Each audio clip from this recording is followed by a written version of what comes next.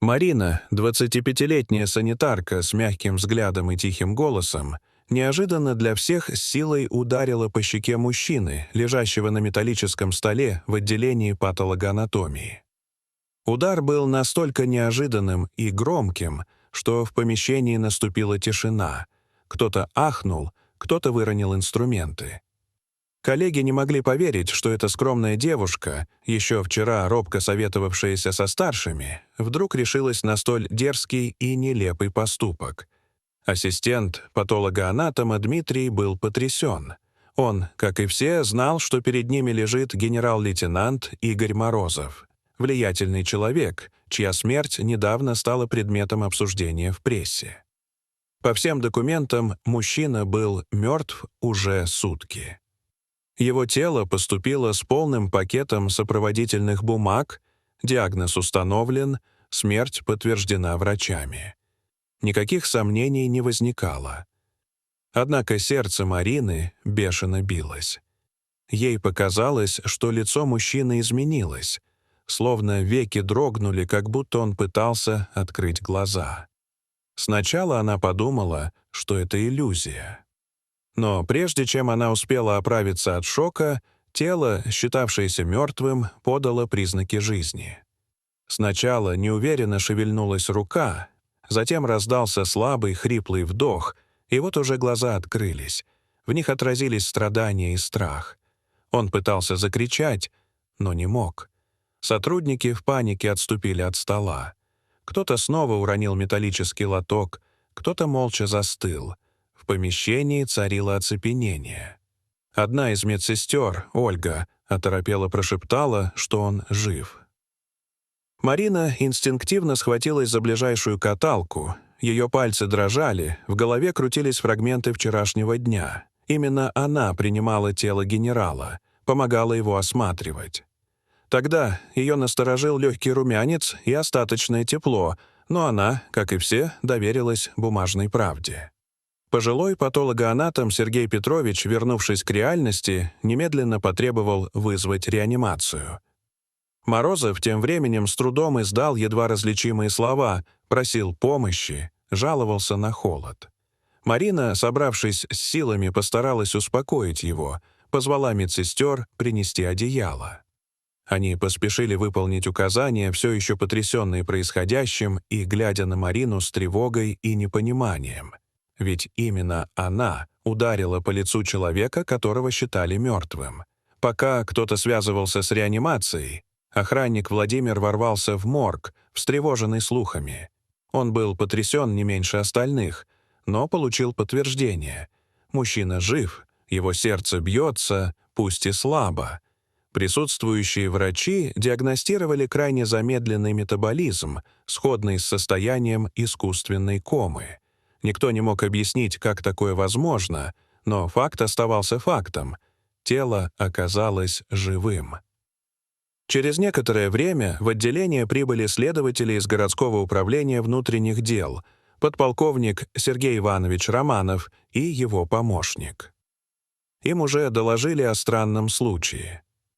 Осмотрев помещение и выслушав краткие объяснения от старшего ассистента, Романов потребовал узнать, кто первым нарушил порядок. Марина призналась в содеянном и кратко пересказала произошедшее. Следователь в ответ напомнил ей о возможных юридических последствиях. Подобные действия могли быть расценены как насилие над телом или даже попытка убийства. Однако девушка уверенно пояснила, если бы она не поступила так, мужчину вскрыли бы, не дождавшись реанимации. Ее поступок, хотя и странный, оказался спасительным.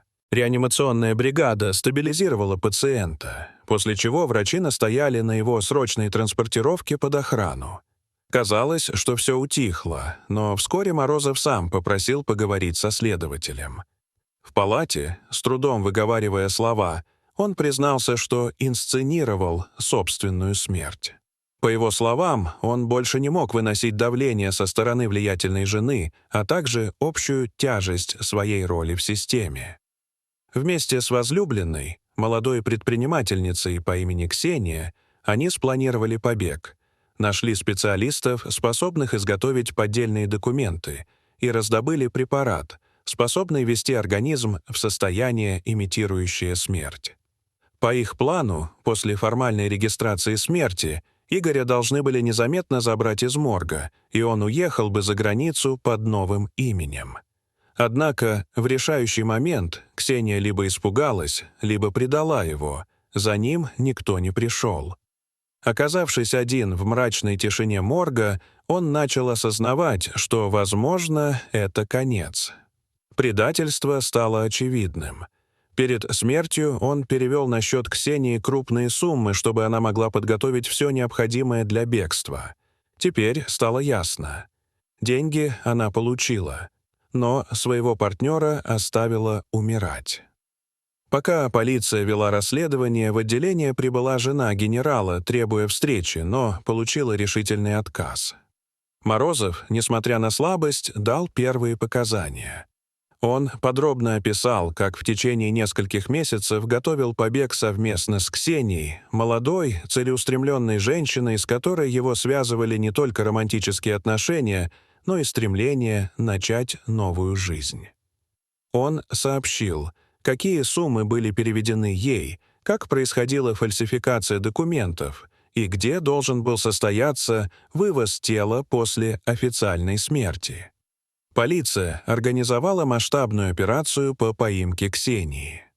Используя информацию о транзакциях и предполагаемых маршрутах, оперативники отследили ее перемещение. Ее задержали при попытке пересечь границу в районе международного пункта пропуска в сопровождении наемного водителя. При обыске у нее обнаружили поддельный паспорт, несколько банковских карт и наличные средства в крупном размере.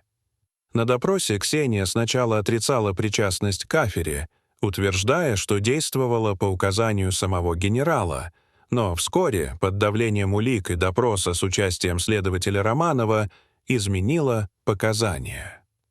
Из протоколов стало ясно, что в последний момент она сознательно не стала выполнять финальную часть плана — эвакуацию тела из морга. Возможно, испугалась, возможно, решила, что без Игоря ей будет проще распорядиться переведенными средствами. Следствие установило, что она контактировала с людьми, занимающимися подделкой медицинских и государственных документов, и использовала ложную личность, чтобы арендовать жилье в стране назначения. Игорь Морозов на очной ставке подтвердил, что именно Ксения должна была завершить операцию.